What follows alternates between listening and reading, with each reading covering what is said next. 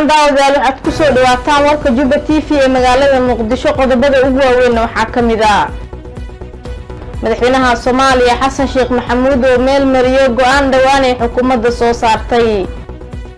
Soomaaliya oo guul weyn ka soo hoysay hoggaanka guddiga Afrika ee heerka wasaaradeed booliska Soomaaliya oo gacanta ku soo dhigay nin ku eedeysnaa dilka gabar ardayad ahayd hooyada dhashay gabar ardayad ahayd oo si arxan darro ah magaalada Muqdisho ugu dilay oo ka mahadcelisay soo qabashada ninkii dilay gabadheeda Africom oo war ka soo saaray duqeyn dhawaan ay ka geysteen gobolka Hiiraan